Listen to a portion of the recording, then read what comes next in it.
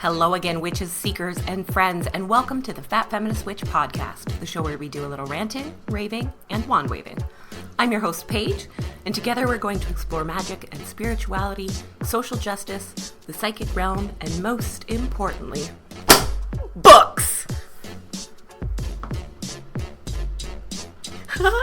Sorry for the yelling, but I am super excited for today's episode because we are talking about my favorite thing in the whole world, books. And I know that a lot of you guys love books too. That's why you're here. So specifically, of course, today I am talking about witchy books. And not just the modern ones that we love to read and that I love to review, or the ancient ones that we really love to try to interpret, but also the ones that we write ourselves, our grimoires, journals, and books of shadows. I'll also be touching on the books that I use most in my regular practice, some that influenced me, some that I collect, and some that I am excited to read in the future. So let's start with some of those words I used, grimoire and book of shadows.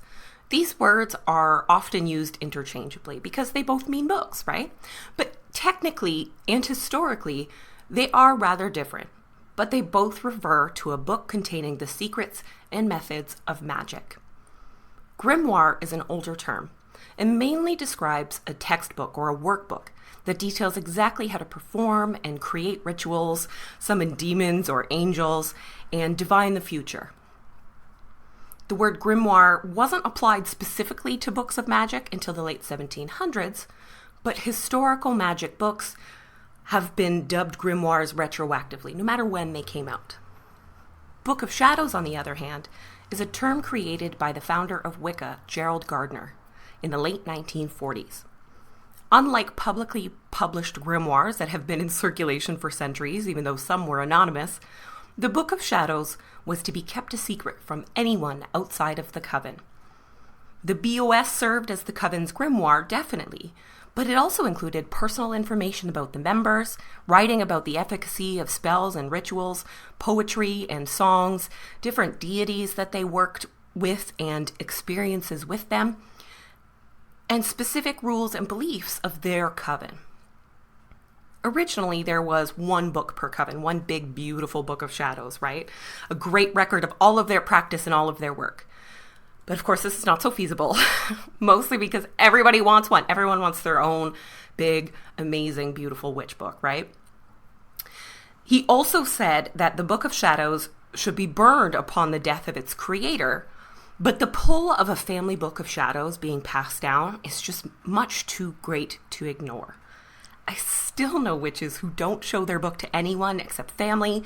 They don't bring it out of the house, and they take great care to fill it up with everything that they do so that their children can carry on whatever traditions they've established. These people are usually practicing Wiccans in a Wiccan tradition, but they're about my age, so it's not like it's something that has died out. So intense, but very, very cool. And this idea is no doubt inspired by the tradition of passing down a family Bible, something that we even did in my family, right? And modern witch media really ran with this idea, and they made books of shadows and family grimoires appears in lots of books and movies, and they were always so extra. Leather bound, they had incredibly weird things glued in, spells in other languages, how to deal with demons. Grimoires and books of shadows in witchy media could be an episode all on its own, I think.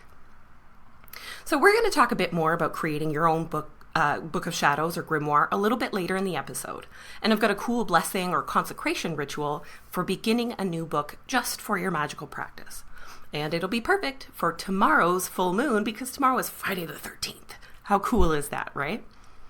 So let's go back a little bit, or a lot. Actually, the earliest known written words about performing magic come from ancient Mesopotamia, which is modern-day Iraq, and are chiseled into clay tablets in cuneiform, the world's first written language. Isn't that wild? And these are dated back to the 5th and 4th century BCE. That's a couple thousand years ago. I want to make sure you realize that is thousands of years ago. For more reference, The 5th and 4th century, these are the era of the ancient Greeks and eventually, Alexander the Great. So well before the Library of Alexandria housed all of these incredible magical texts, they were being chiseled into clay by ancient Sumerians. How amazing is that?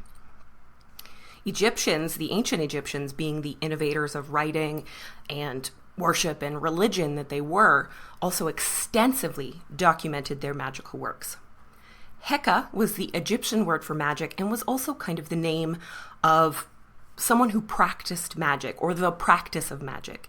It became the name of their deification of magic. The deity Heka was the deity of magic and medicine, worshipped as a god.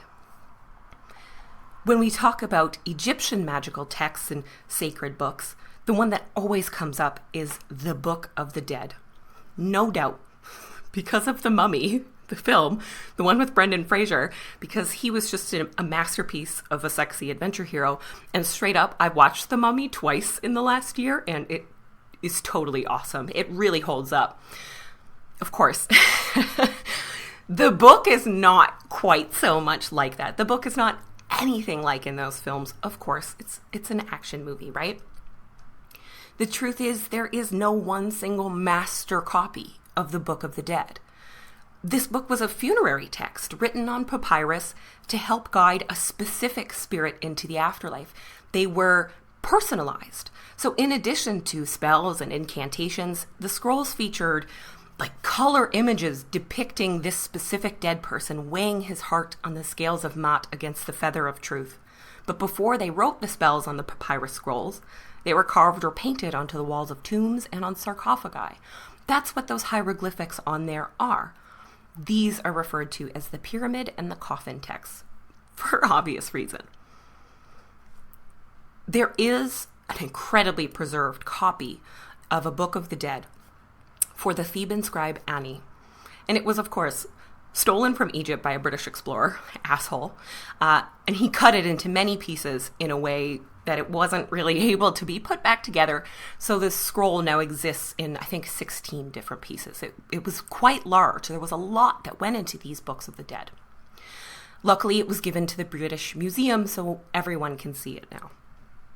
So this huge scroll contains full color images of Ani weighing his heart. And, Amit, the crocodile creature who devoured the souls of the unworthy, is laying in wait, and it's filled with hymns and prayers and stories about him specifically, spells he would need to cross over, and then his 42 negative confessions of Maat, assuring that he was a good and worthy person. And these are almost like, taking your confession. I have not committed grave sins. I have not stolen from the gods. I have not hurt other people. And there's 42 of them. This, by the way, is going to be its own podcast episode on October 3rd. I will be talking a little bit more about Maat and the scales. Another figure associated with the grimoire and the idea of these magical books is King Solomon. The Testament of Solomon was said to contain specific instructions on summoning and binding demons. Let me tell you, demonology is a humongous topic, and it's so much more than you or I think it is at all.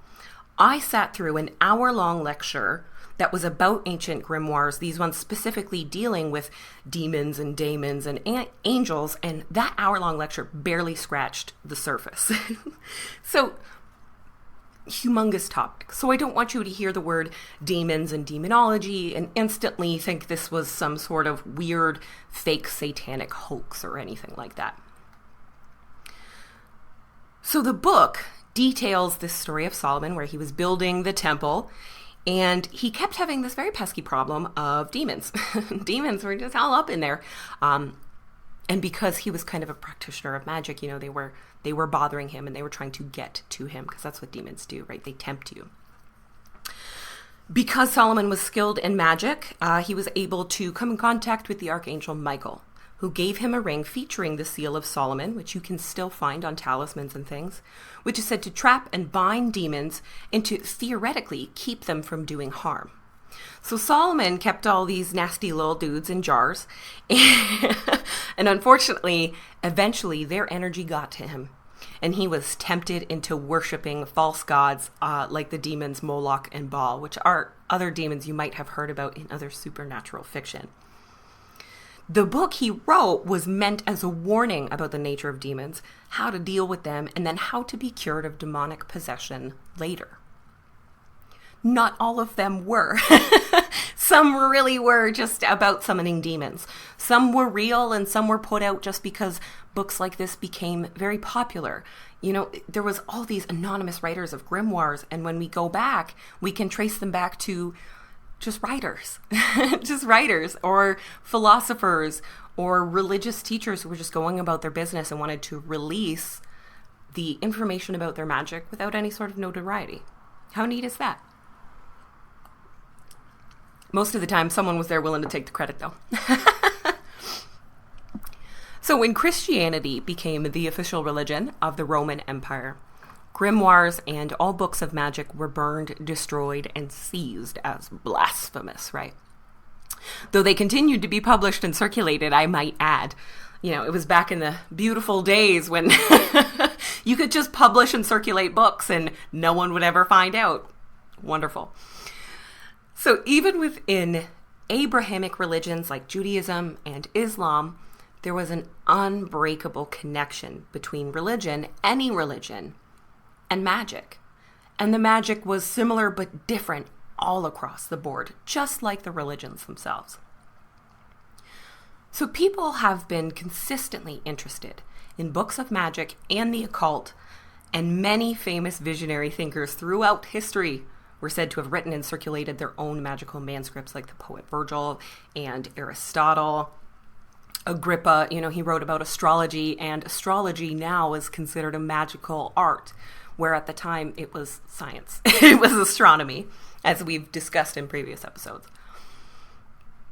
So late in the 15th century, books kind of turned on magical practitioners. They turned against us, our beloved books. And books like Daemonology, which was penned by King James of Scotland, literally, and the Malleus Maleficarum were both used as manuals for hunting down, questioning, and condemning supposed witches to die. A popular witch finder general at the time was so influenced by King James's Daemonology that he was personally responsible for the execution of 300 witches in a matter of 2 years. Horrifying. Last year in October, I posted about witchcraft documentaries, and in one of them there is a big section on this witch finder general, Matthew Hopkins. And I believe it was Witches, a Century of Murder. I'll put the link to the blog post so that you guys can find it on your own later if you want to learn a little bit more. So Matthew Hopkins, this witch finder general, proclaimed himself Witchfinder General, by the way. He saw it as a career opportunity because witch hunts were the new craze that was sweeping all of Europe, right? And near the end of his tenure as a Witchfinder General, after those 2 years and right before he died, he wrote The Discovery of Witches. Yes, that's where that new one by Deborah Harkness got its name. And in 1647, it was considered required reading throughout the witch trials that lasted in Europe, and even made it across the ocean, where its methods led to the deaths of the innocents in Salem and all across New England. So those 300 witches that Matthew Hopkins was responsible for killing, thanks to these incredibly interesting but scary books, was only the tip of the iceberg. Thanks a lot, books. That's what I mean. They kind of turned on us a little bit. Now, if you want to read some of these older texts, the Malleus Maleficarum, Daemonology, even the Discovery of Witches, you can find all of these online in free PDF form. A lot of museums that host books like this will have them available. They're hard to read because of the language. You know, Old English is kind of difficult unless you study Shakespeare for a living. But it was very interesting to see what exactly qualified somebody as a witch. As we've talked about before, most of the witches were just people that didn't fit in at all, or they had a strange mark on their body, or they were disabled in some way, or they were just a woman going about her business. So it's interesting, but scary. Luckily, Once we got knee-deep into the Age of Enlightenment, books became our friends again. And grimoires continued to be written, published, and circulated widely. Books of magic allegedly written by religious figures like Solomon and Moses got really super popular in the 18th and 19th century and were adopted as the official interest of Masonic orders, like the Hermetic Order of the Golden Dawn and the Ordo Templi Orientis, of which Aleister Crowley was their most notable member.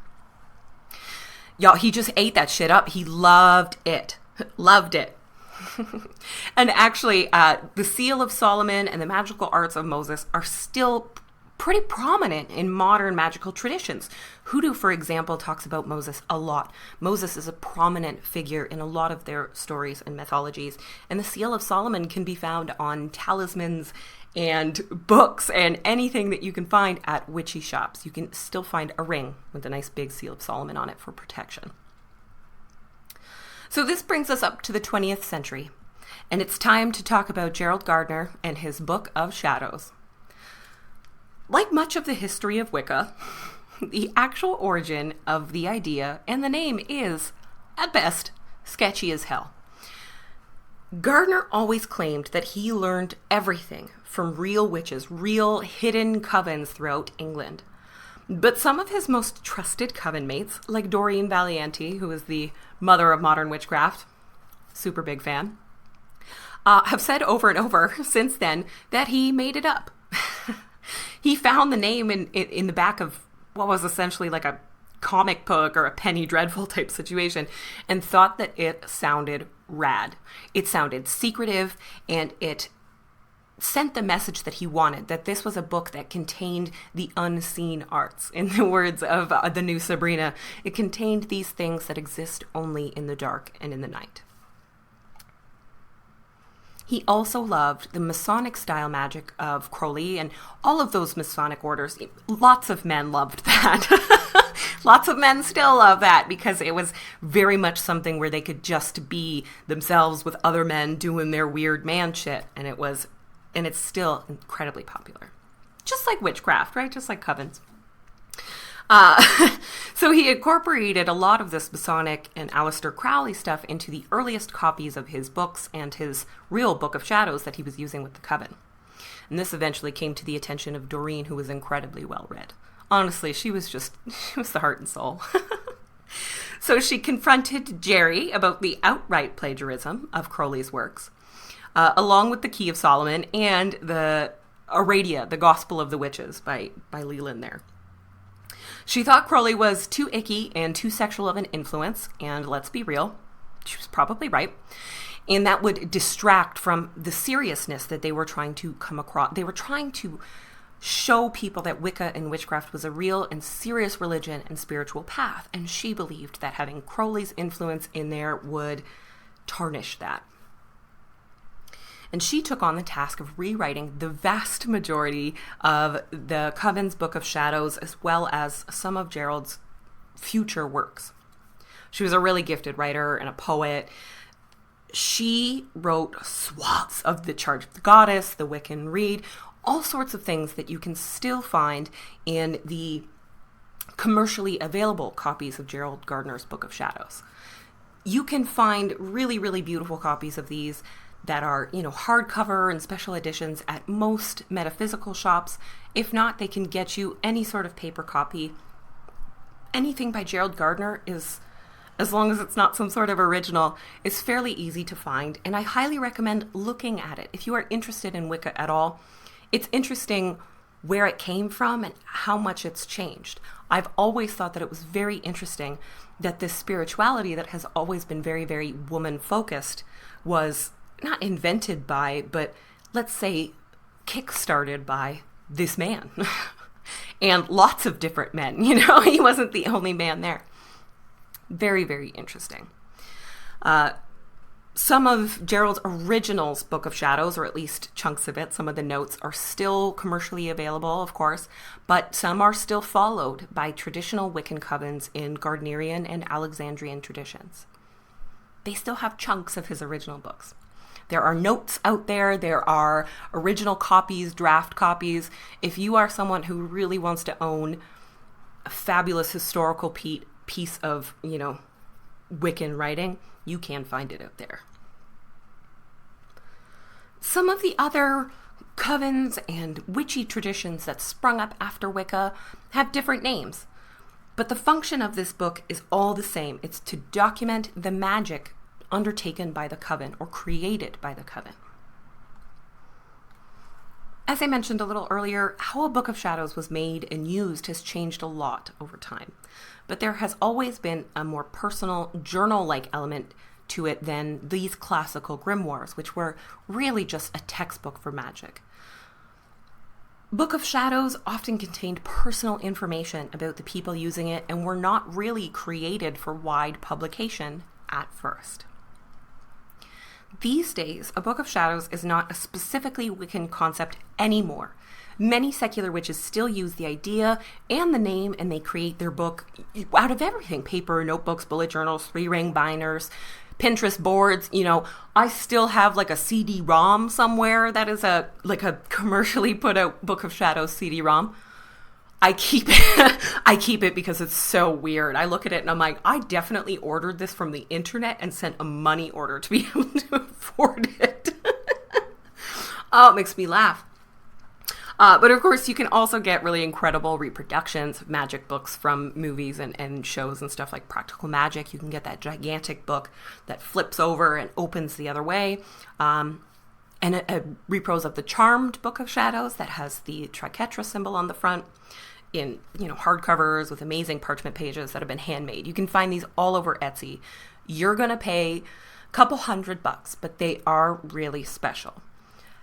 At a lot of metaphysical stores, they do have these really cool leather-bound journals that you can buy that have this really nice, soft, pulpy paper inside and usually have a tree of life or crystals or something on the front. These are great. But there's no right or wrong way to make your book. It doesn't have to look as witchy as you maybe want it to be. It doesn't have to be made out of human skin with a real live eyeball on the front. There's no wrong way to make it, and there's no right or wrong thing to put in the book. There's no name you have to use for it specifically either.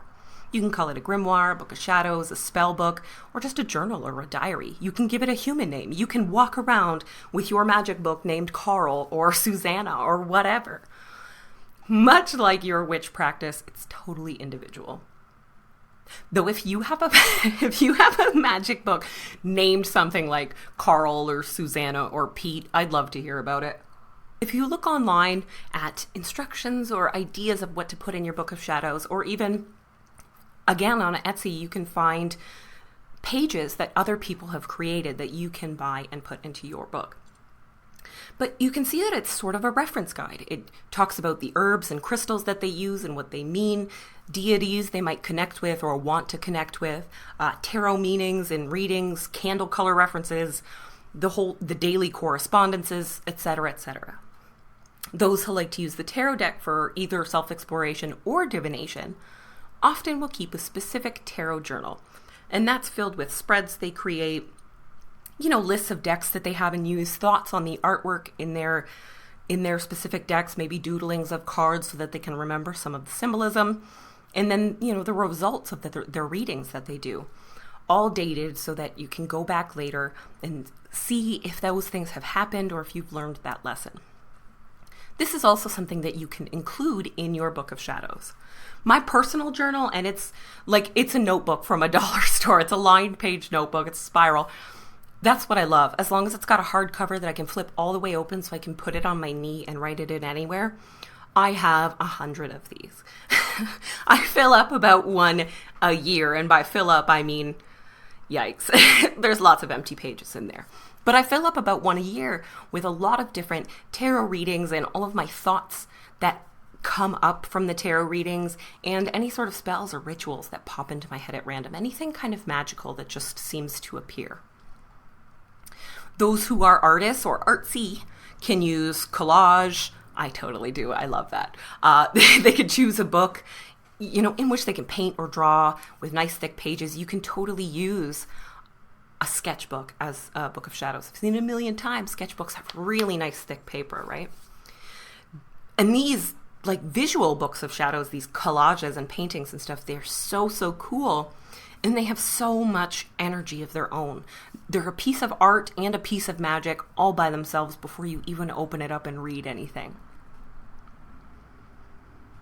If you've joined a coven, they may have traditional prayers or invocations that go into everyone's book. They may also have a communal book in addition to everyone having their individual private copies.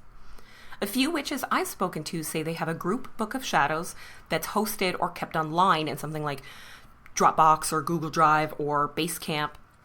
And I think that's brilliant. That's brilliant because anyone can add anything from wherever they are right in the moment that it comes up. In that way, you can have a coven of people all over the world that can share things constantly. The same is true with, Facebook groups. Back in my day, it was literally Yahoo groups. And I think of it now and it always makes me laugh because I don't even think that's a thing. But Yahoo groups were where you could find pagan groups in this area back then. And they were a treasure trove of different document files and GeoCities website links, but lots of information about people's personal practices and magic and spells that I kind of wish I could go back and find now. A lot of these books, whether they're from a group or an individual, also include things like detailed descriptions for what you're going to do on Sabbath celebrations or full moon workings, how you put together an altar, a little bit about how those Sabbaths or those holidays made you feel, how they affect your witchcraft, things like that. If you love the idea of keeping a physical book that you write in with your hand, but are into a more modern aesthetic, fear not. Tons of witches are turning to bullet journaling for a new way to efficiently and easily keep all their notes, while they can still express their creativity in the way that they choose. I'll put some links in the description, but honestly, if you search for bullet journal or Bujo, I like to say Bujo because it reminds me of bougie, Bujo book of shadows, you'll find tons of awesome guides, especially on Pinterest, of course. So bullet journaling is a system that was created by writer Carol, who struggled with learning disabilities early in life and had to find innovative ways to be productive and organized that worked for him and that he could consistently keep up. So bullet journals consist of short sentences, and they're marked with symbols and signs to provide context for those sentences. So you have little dots and dashes that represent tasks or events or thoughts or notes. And that gives context to that single sentence. So you know this is an event, and it could just say full moon. You have a full moon event to go to, 8 p.m. Wonderful. In witchy versions, people have started creating or using symbols for tarot cards, planets, and astrological periods to mark different parts on calendars. They draw witchy tools to indicate the things that you'll need, and moon phases. I also saw one that had a symbol to indicate if something was written or something that was written in the book was channeled during meditation. Like it was a little thing that looked a little bit like a ghost, actually. like a little bit like a, I don't know. I think it probably was a ghost, but it looked a little like a ghost. And the writing next to it was like different. You could tell it was a little bit different, as it often is during channeling. And unfortunately, I wish I could find that again, but I have been trying and I lost it. That might have been a Tumblr post, y'all. Anyways, super, super interesting, right? This style allows you to keep it simple if that's what you want. It's easy to read. It's easy to navigate. There's an index and a symbol key, and you can find everything on page numbers. And you can get creative and add drawings or doodles or colors or collage if that's what you want. But you also don't have to, right? The possibilities with this modern idea of journaling, the possibilities are just as endless when it comes to your magical book. So as is implied by the name that Gerald Gardner found in the back of a comic book, I think it was actually like an occult magazine. Stuff like that was very popular in the 40s and the 50s the 60s and 70s, right? There was these really cool occult magazines that were being put out. I think of them a lot like a combination of comic books and a penny dreadful. So you have all the really great ads in the back. Fantastic. So as is implied by this name, your book is usually thought to be very personal and very secret. It's your personal record of your spirituality with full spell details and possibly very private thoughts or messages from deities that are just for you. I know when I look through one of my old ones from my youth, which I've mentioned a few times, it's a little embarrassing because it shows me the kinds of things that were so important to me at the time that I did or intended to use, because there's lots of spells in there I never cast and I know it. I intended to use this magic to deal with these problems. And many had to do with, becoming thin or beautiful or fitting in or, being perfect. Sad, but I was also like a preteen. But as you can see, sometimes they can end up being very personal, even if you don't write anything very personal in them. Again, this is totally up to you. If you want to have a fully public book of shadows that's sitting on your coffee table or that's hosted online, that's what you should do. Either way, this is just something to think about before you start your book. Maybe you want to have your own private journal, but you want to keep all of your spells and recipes in, a binder that's easy to find and easy to share. It's up to you. Again, possibilities are endless. You can also find things that lock up if you want it to be super secret. You can find these leather-bound ornate things, or even something subdued that could be hidden in plain sight. The bullet journals are usually in just very nice black, regular, the moleskin style notebooks, stuff like that. I like to take time when I start a new book for this purpose to write a little something in the beginning of the book that explains my intentions. I want to tell the book about all of the fabulous things that we can accomplish together. I like mine to be a little bit private, so I'll also include a small little prayer, or even like a sigil or symbol for protection. This is something I do during a ritual to bless or to consecrate my new book, which I'm really excited because I'm going to share it with you guys. I'll put the full ritual instructions in PDF format on my website and in the description for you to download, and you guys can use it as much as you want. I think it's a nice little ritual. It's one that I created a few years ago, but I still use it. I recently used it on a different book. So for this ritual, you're going to want to gather a white candle. It can be whatever size you like. Incense that either makes you feel very spiritual, something like sandalwood, or something that speaks to dedication or your own practice specifically. Then you want some blessed or some holy water. I personally like full moon water. And what a coincidence. It's a full moon tomorrow. It's almost like I planned that. So you also want something to represent the earth element, so soil or sand or salt, just a little bit in a bowl.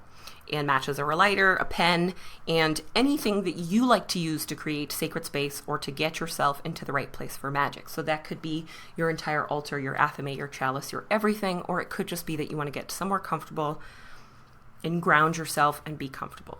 Either way is fine. So light your candle and your incense and get that all going. Get yourself this nice witchy vibe. And when you're ready, place your book in front of you. You're going to use those elemental items to bless the book and to imbue it with magic for all of your future spiritual endeavors. I place before you my book of shadows and ask the elements of the earth to bless this spiritual journey. Sprinkle a little bit of your earth onto your book. I bless this book with the element of earth and its stable, grounding energy. Carefully sprinkle a little bit of your water onto the book or in the air above it if you have to. I bless this book with the element of water and its ever-changing emotional energy. Very carefully pass your book through or over the flame of your candle without setting yourself or the book on fire.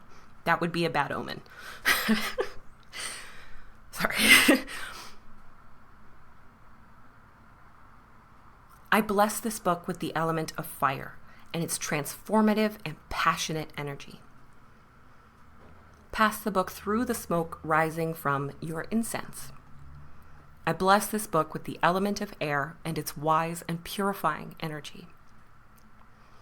So at this time, hold your book, take it up, and take some time to connect with it. That could just mean holding it. That could be meditating on it for a while. If you're interested in writing a dedication page or a statement of intent at the beginning there, this is a perfect time. Perfect time. And you could take a few minutes to do this or a few hours. It's totally up to you. And when you're ready, when you feel like your book is all primed and ready to be filled with your magic, finish the blessing ritual with this following invocation. With the aid of the elements of earth, flame, sea, and sky, I consecrate and bless this Book of Shadows or Grimoire, that it may protect my personal records, be my personal reference, and exude my spiritual devotion. Thank you. Amen. So mote it be, blessed be, what have you. And that's it. It's a very simple ritual that can be totally personalized for whatever kind of book that you're using. You can do this with a tablet or a laptop. Of course, just don't soak it in water and still don't set it on fire or get the soot on it. Be careful with that. But basically what this is a ritual to bring all of the elements together, as well as the element of spirit through your own devotion, and attach all of that to your book. So you can close everything down, close your circle and your ritual, put out your candle, and be done for a little while. Or you can continue working on your book under the light of a super spooky Friday the 13th full moon, which I think is much more fun. You can put out the candle and you can relight it anytime you sit down to work on your book, to remind both of you of that connection that you've created. Okay, so that is a little bit about the history of grimoires and magical books and how to start your own Book of Shadows and a few things you can put in it. I'm going to take a little 1-minute break and do a little business, but when I return, we are talking about the commercially made witchy books, my favorites, my most used, my most nostalgic, and the ones that I'm so excited to read in the future.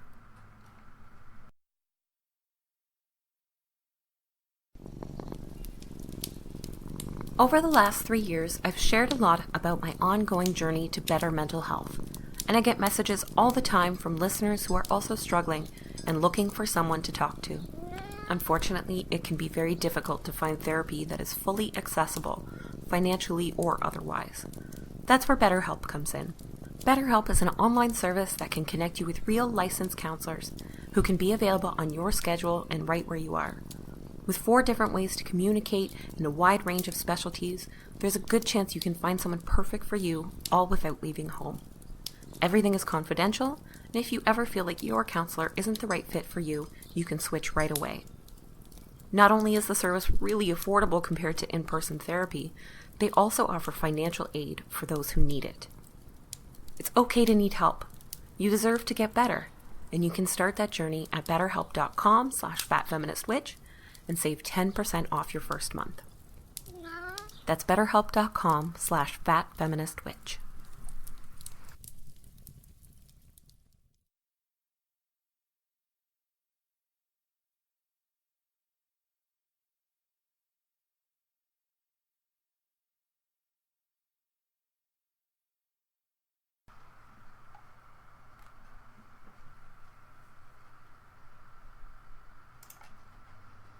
So I planned out this episode and thought it would be a breeze to talk about all my favorite witch books, right? It's my favorite topic, and really it is my favorite topic. I started making a list of all of my faves and the ones that I can't live without, and then I realized most of these have already appeared on the podcast or the website. I've reviewed half of them at least, and I've done entire episodes that revolve around some of my favorite books. So coming on here and rehashing all of that is just not super fun. So I tried to split them up into some categories, and I forced myself to only pick a few books from each category. Because here's the thing that I really realized is that I do not have a single favorite. Even in all these categories, no matter how many categories I split witchy books into, I can't pick one favorite from any single category. And A lot of my favorites are new. They came out in the time that I've been doing this podcast, right? Because there's so much fantastic stuff coming out right now. So I tried to split them up. Let's see how long this goes on. We're going to start with my 100% all-time favorites that I could read 100 times, and for some of them I damn near have. The first of these, which I have read 100 times, is Magical Housekeeping by Tess Whitehurst. When I started college in Vancouver, away from home, in 2011, my interest in witchcraft and magic was reignited while I lived there. Part of that was because I was kind of lonely, and I'd always been able to find community by searching for other pagans.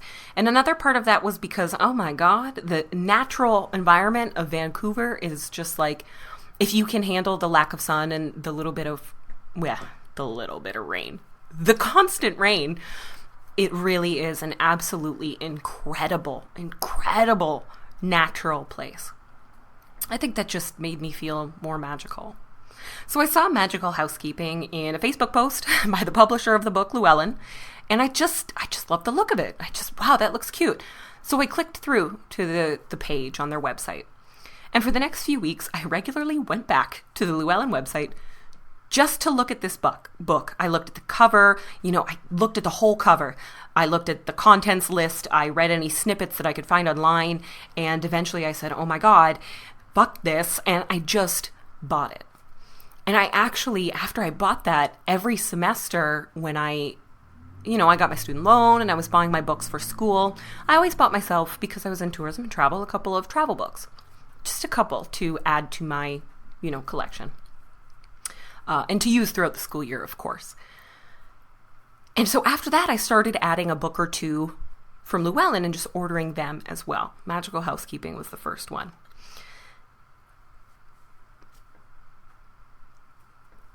It was the first time, this one, that I'd bought a magic book since high school. And like I said, after that, it was normal for me to buy and read magic books again. What I loved the most about it was that it was so different than a lot of the Wiccan-inspired books that I'd grown up reading. It was so different. And the author, Tess Whitehurst, was not someone I would normally imagine myself loving, because we're very different people, I can tell, right? But I've followed her, you could say, religiously ever since. She is very inspired by New Age concepts. She loves the ideas of angels. She works with plants, and all of her magic is very, very positive, which all seems like stuff I wouldn't love. But her books are, I don't know, they're just so relatable. And when I'm reading them, I feel like she's sitting right there. And I can't wait to hear all the things that she's telling me. And I feel so supported and so happy. She just gets me all amped up and excited about magic. All the time, every single one of the book. So this book, Magical Housekeeping, is basically a practical handbook for cleansing and clearing your home's energy and creating a happier and more harmonious environment. And the place I lived in was not happy or harmonious. So when the book came in, I read it cover to cover that day. I could not put it down. And I read it cover to cover the next day as well, let me tell you. And that first night, I started trying things out. I've tried probably half the rituals in the book, some multiple times over the years now, and I use this book all the time. Just, what was it, last week or the week before, I was looking up the energy of certain plants for that episode on workplace witchery, because she mentions it, setting up your home office. She talks about feng shui, because she was a feng shui consultant back in the day when that was a thing in Los Angeles, more so than it is now. She also talked about animal allies, incenses, plants. I couldn't get enough. I loved it because it was so simple, but it's full of information. It's really positive and really upbeat, and it just felt so inclusive of any type of witch or person. It was the first time I also saw a witch who followed not one single rule, except one that she decided was important for herself. She's so independent. And I still love that about her and all of her books. Like literally all of them. I have them all. Except for The Magic of Trees, which I need to get. It's the only one I'm missing so far. But her books are just, they have a great energy that is very inspirational. The next is Coventry Magic, which I have reviewed on the blog and mentioned on the show so many times now, and I even featured it in an episode of Seeker's Corner, because this book I use it constantly for a lot of different things. This book's written by Jackie Smith, the owner and creator of Coventry Creations Candles in nearby Ferndale, Michigan. Ferndale, Michigan, by the way, is one of the cutest, coolest towns I've ever seen in my life, or cities. It's just really, really awesome place, and their store there has such a cool vibe. I love Ferndale. Just in case anyone in Ferndale is listening, I love you, and I think your city is great. So this book was one of the first I read when I got my first job at a witchy shop. And I was instantly addicted. Like within the first couple of pages, I was so enthralled. This book is about so much more than candles. It's not just about candles. Oh my God. It's about everything. It's about life, magic, fear, conquering that fear, family and sisterhood, independence, and fire. Just a lot of fire. Jackie's practice is also heavily inspired by hoodoo traditions. And this was my first look at some of the methods and the stories and the herbs that are popular in hoodoo magic. And since then, anything that incorporates hoodoo has kind of been my spiritual go-to. Any book that features conjure or hoodoo is like it's written in a language that my brain instantly understands. The herbs that they're using make sense. The method makes sense. Everything about it just makes sense to me. And the first time I found that was in this book, Coventry Magic. It wasn't overly British or Celtic. It wasn't incredibly traditional, but it wasn't super new for babies either. And like Tess Whitehurst, Jackie really made up her own rules and created her own independent practice and encouraged people to create their own independent practice as well. And I still very much respect that. My next favorite is kind of new. It's a little bit new. It's Light Magic for Dark Times by Lisa Marie Basile, which I've also talked about on the show quite a few times. The second I held this book, after taking it out of the mailbox, I got goosebumps on my whole body and a wave of simultaneous calm and excitement, if that's possible. I loved every single thing about Light Magic for Dark Times, which you can find all the reasons why right on my website. I gave it a 5 crystal ball review, and it earned it. I loved everything about the book, and the author, Lisa, has become someone whose work I will follow for as long as she is putting stuff out. Her voice through this book is compassionate and it's caring. She wasn't afraid to shy away from darkness and pain and that fear that we all kind of carry inside us. One amazing thing this book did for me that many others have failed to do was get me interested in and enjoying keeping a journal. As a kid, I loved writing. I wanted to grow up and write books, and I constantly wrote in diaries and I made up stories, and I had been doing it since, before my writing was legible. But somewhere along the way, I stopped. And I didn't even really realize how much I missed it. Just writing for fun, just for me, writing out my thoughts and everything, until I read Light Magic for Dark Times. Since then, I have filled 2 full journals. And whenever I need a spell to help with my emotional state or to do some work on myself, this is the first one that I grab off the bookcase.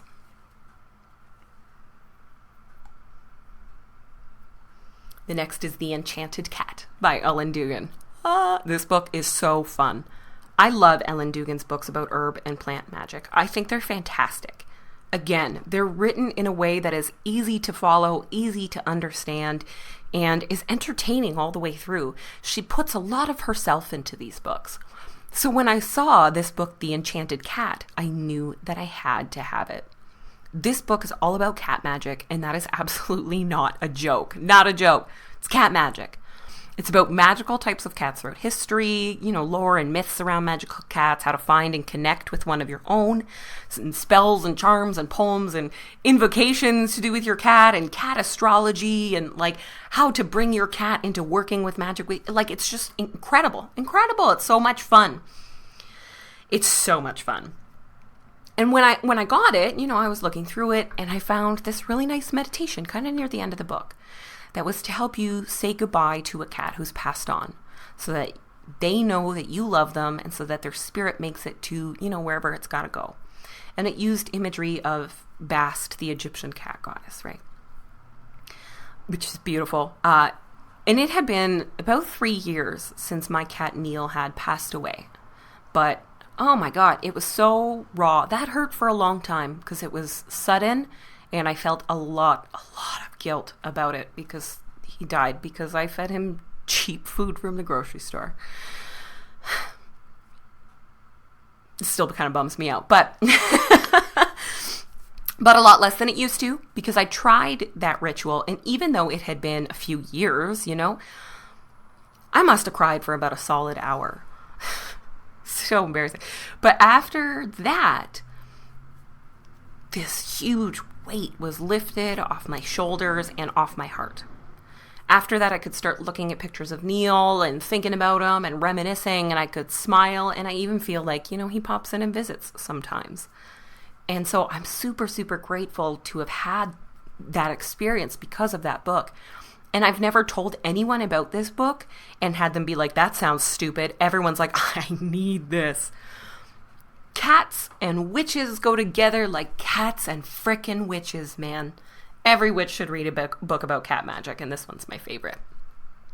Ellen's other books, Garden Witchery and Herb Magic for Beginners specifically, could probably also go on this list, since I think they're some of the most interesting herbal magic books, especially for beginners, but even if you've loved plants for a really long time.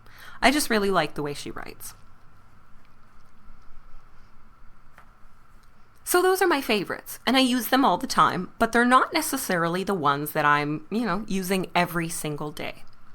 Those would be the Complete Crystal Handbook by Cassandra Eason, The Only Tarot Book You'll Ever Need by Skye Alexander, and Madame Pamita's Magical Tarot, and then an old classic, Cunningham's Encyclopedia of Magical Herbs.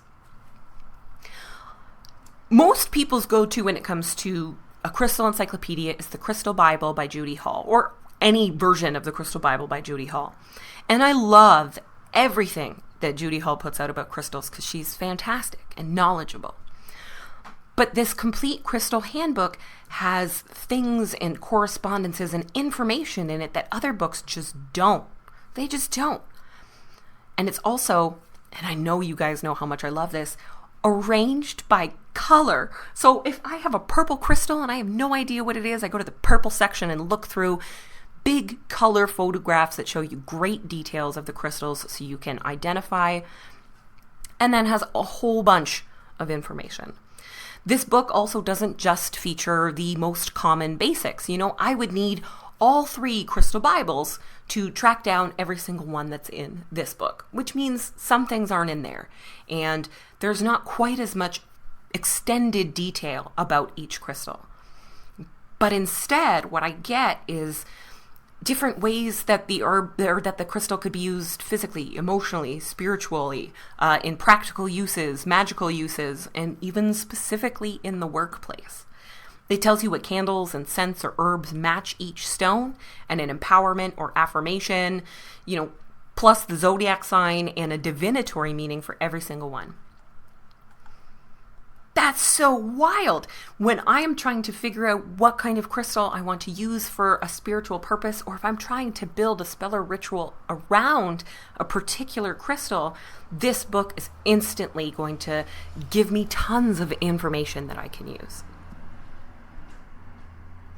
I've also just felt over time that her specific correspondences for crystals more frequently match like the vibes that I'm getting more often than not. I look up a crystal online and let's say the zodiac sign just doesn't seem, I'm like, it doesn't seem to line up for me. That doesn't seem to line up. And I'll find that it's associated with 3 different zodiac signs, none of which seem right to me. And I'll look in this book and it happens constantly where the zodiac sign that's in there just instantly makes perfect sense. And it's the one that I had been thinking about. So Cassandra Eason and I obviously have a similar brainwave that we share or something. I use this book every single day. multiple times a day, and I'm constantly just carrying it from room to room, so I always have to track it down when I need it. It gets caught in my couch cushion because I'm constantly reading it there. I leave it in the bathroom because I'll look through it in the bath. Like, I adore it. So the only tarot book you'll ever need and the book by Madame Pamita are, quite obviously, the guides that I use while I read tarot for myself. Sky's book is unique in that it has, like, it's pagan. It's a pagan slant on all of that information, which is really helpful when you're using your cards and rituals or something. But if you are a witch and you've been a practicing witch for quite some time, sometimes you find tarot books and the information that's in there is not for someone who practices magic, which is okay. But sometimes you want a little bit of information how this card spiritually will affect you or will manifest throughout the day. It's a very modern book without ignoring the old. It tells you a little bit of history about each one. It gives you really cool facts about the characters on each card. It tells you about the numbers specifically, what they mean, what the different suits mean. And then it goes through, of course, all of them, gives you full upright and reversal interpretations. It's amazing. And it really is, like, it's small. Almost every time I see it, it's being sold for like $10. It's fantastic. Madame Pamita's tarot book is new, but oh man, is it really something. And I'm going to be talking about this. I think in October, we're doing an episode about tarot. This book is really, really neat. It's new, and I've been meaning to review it for a while, but I keep forgetting because I'm constantly using it. This book covers the design, the symbols, the artwork, and the historical meaning of each card in the OG Rider-Waite in its upright position. Even when using other decks, the list of symbols, it'll tell you different symbols, what they mean when they're all together. It gives you so much depth to the meaning of these cards and to why they mean the things that they do. I even found that when I'm using other decks that are not the Rider-Waite, but are inspired by it and use similar energy, most of the even specific things like yellow robe. There's a yellow robe in my Halloween tarot on the same card that there would be on the regular one. It shows you how connected so many of those tarot symbols are. I actually wish I had had it when I started with tarot because the explanations of some of those like really ancient symbols that I never really understood is just so groundbreakingly easy to understand. And Madame Pamita is great. She is great. She is another hoodoo practitioner that I absolutely adore. And I find all of her, her YouTube videos and her podcast and everything just so, it's like it's in a language that I instantly understand. Again, fantastic. So back in the day, despite other books that were going out there, when it came down to my favorites, Scott Cunningham was my favorite. He was my favorite, even though his books weren't super girly, which I really loved, right? He had this really friendly, very natural, down-to-earth, dad-like energy, like a cute dad with a little beard, and he was super, super knowledgeable. I will still recommend quite a few of his books to beginners, even, Scott Cunningham's Book of Shadows, and I'll just let them know that it's a little bit of an older book, but that it is full of really great information, and it's kind of basic information that so many pagan and witchy practices have been built on for decades now, right? The Encyclopedia of Magical Herbs is probably the only witch book for which I outright prefer the PDF. Like, I don't even have a physical copy of the book anymore. It got ruined, unfortunately. But I'm not sad about it because the PDF is great because I can search for something specific in 2 seconds. I love that. So in 2 seconds, I can type in mugwort. It brings me to the page on mugwort. I get a whole list of correspondences, all of its Latin names, some of its historical names, the uses, the deities associated, the zodiac, and sometimes even stories about each one, either from Scott Cunningham's personal life or practice, or from history that are really, really interesting.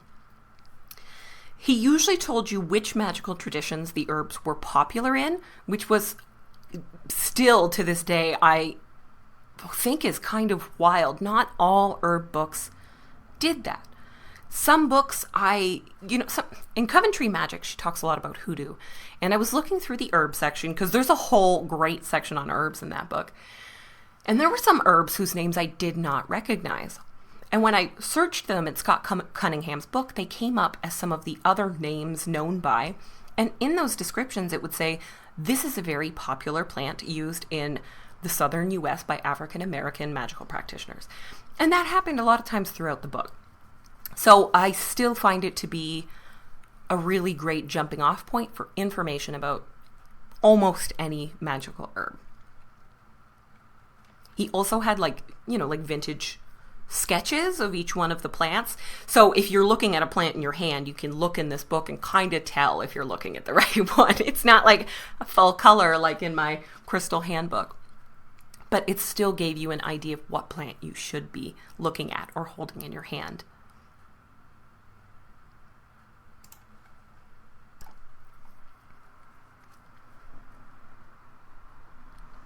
Wow, y'all, you wouldn't believe how many categories I had left. But this episode's getting a little bit long, and I want to make sure that I talk about this next category, which is upcoming books or recently released books that I'm incredibly excited to read. The first is The Astrology of Love and Sex by Annabelle Gatt, the astrologer for previously Broadly, now Vice Astrology. I read my horoscope from Annabelle Gatt every single day, and then the weekly one and the monthly one. Like, I read them all because she is fantastic. I also follow her on Twitter because she posts so much insight about astrology, and I love her perspective on astrology, and I love the accuracy. Love it. So The Astrology of Love and Sex, a Modern Compatibility Guide, came out at the very end of July. And oh my gosh, am I very excited. This book talks about compatibility in the zodiac in a way that's a little bit new. Because the way Annabelle talks about compatibility in the zodiac is a little bit new. She doesn't stick to the old, if you're an earth sign, stick with earth signs kind of stuff. She actually looks at each sign, their, all of their sexual inclinations, their philosophies, their personalities, and how to find people that you love out of every sun sign.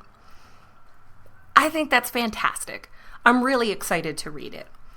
And after Sextrology, man, was that just the most interesting book on astrology that I had ever read. Another thing that's really, really great about this book is that Annabelle doesn't keep it into this rigid binary concept of gender and sexuality. She understands that gender roles, identity, sexuality are constantly evolving and changing.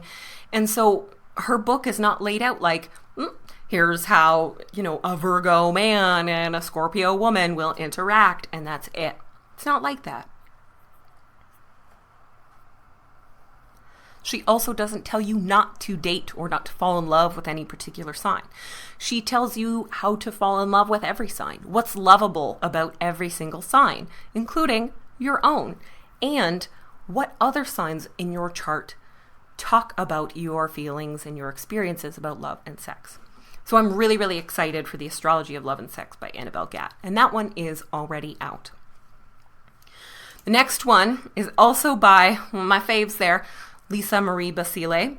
She's got a book coming out called The Magical Writing Grimoire. Use the word as your wand for magic, manifestation, and ritual.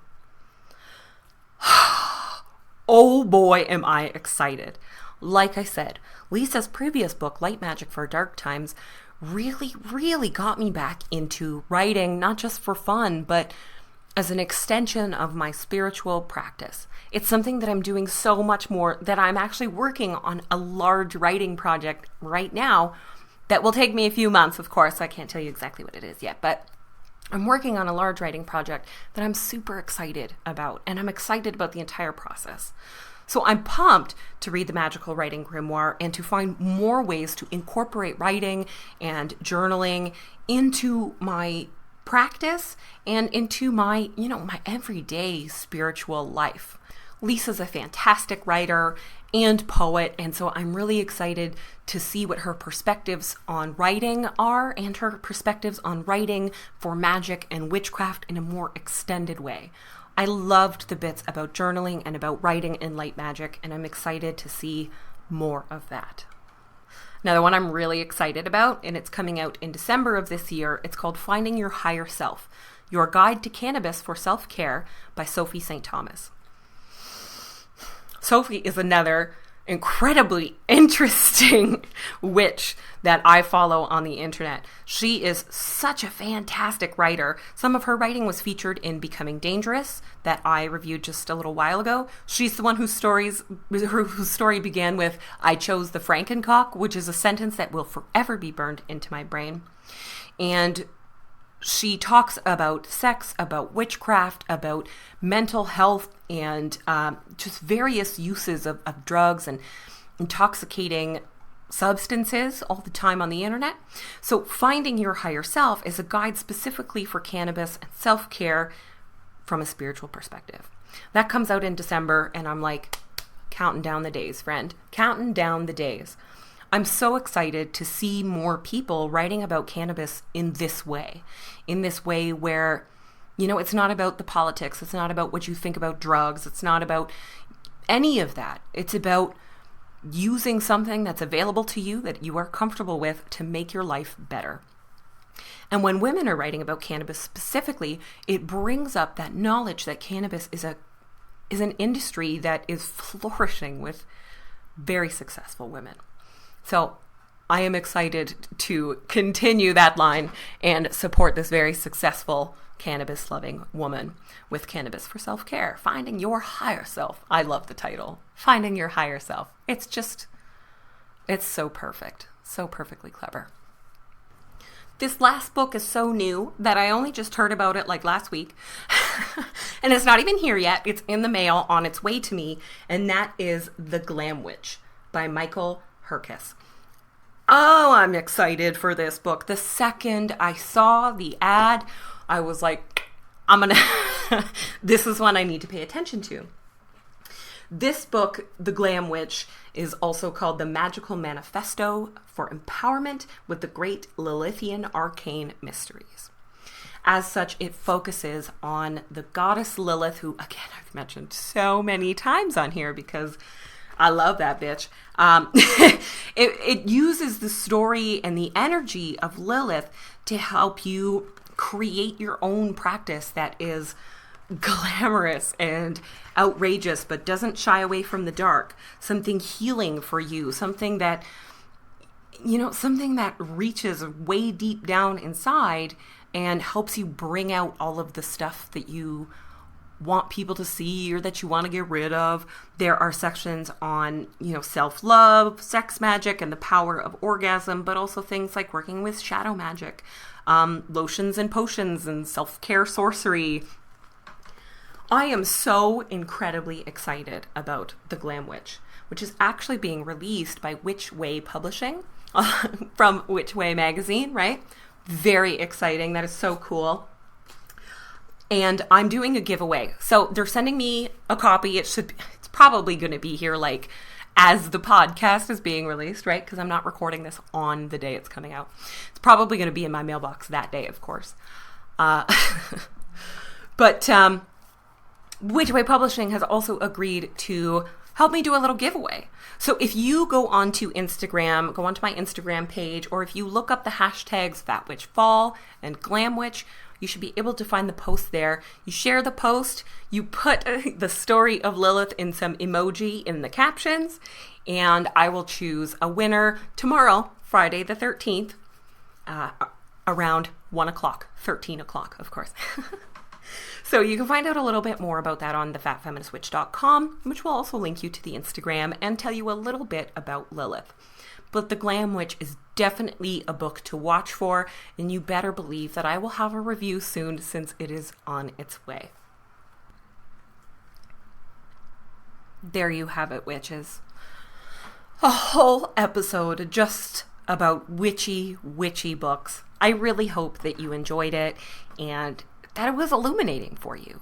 If you guys start your own Book of Shadows or Grimoire and you want to show it off a little bit, you can absolutely do that. You can share it on my Facebook page or my blog or Instagram, whatever, and tag me in it because I would love to see it. I love seeing people's grimoires and books of shadows. Like I said, they're like a magical piece of art. And I just love that. If you want to find out more about my magical books, you can find the reviews for every book I have ever written or done on the fatfeministwitch.com, as well as information about any of the books that I mentioned today. If you want to support the podcast, you can do that by going to patreon.com/fatfeministwitch and joining my monthly Witch and Bitch program for $10 a month. You can also go to my website and click Buy Me a Coffee to make, just coffee change donations. Of course, you don't have to support financially. Sharing the podcast, subscribing, all of that really, really helps. So thank you for everyone who's done that. Don't forget to head to my Instagram, instagram.com/fatfeministwitch, or just search Fat Feminist Witch, and enter my giveaway for a copy of The Glam Witch by Michael Herkes. I am so very excited about this book and about getting to give away a copy. Tune in tomorrow, Friday the 13th at 1 o'clock, aka 13 o'clock, to my social media channels to find out if you've won a copy and, to give me your address. Thank you so much for joining me today to talk about magical books. I hope you all have a wonderful weekend and a very cool and spooky full moon Friday the 13th. Stay magical, everybody.